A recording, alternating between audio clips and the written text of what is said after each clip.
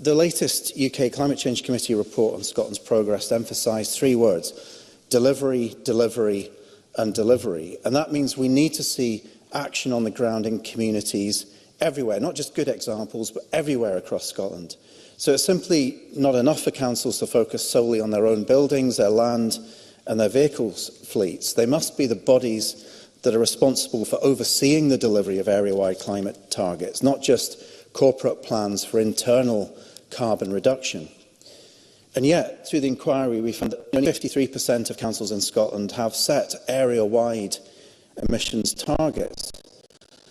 We heard from Freiburg Council in Germany, which has shown exactly the type of climate leadership we need to see adopted by councils across Scotland.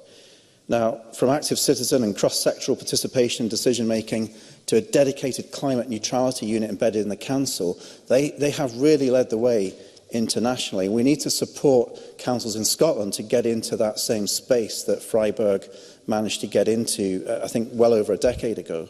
Now, I do think that introducing a formal duty for local authorities to report progress in planning action on the ground is going to be absolutely critical if we're to see that step change.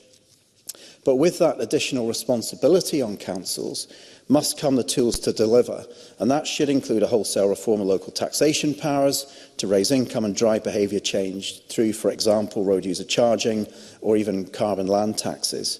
But I also recognise that there does need to be a rebalancing of the conversation between national and local government, and that's exactly why I'll be seeking to get the European Charter Bill reconsidered at the earliest opportunity in this Parliament. Now, a number of members have talked about the visits that we had, and it was inspiring, in particular to visit Dundee as part of the inquiry and see the progress that's been made there over many years of climate initiatives. And I think the Council should be applauded for recognising that long-term funding for the voluntary sector is absolutely needed.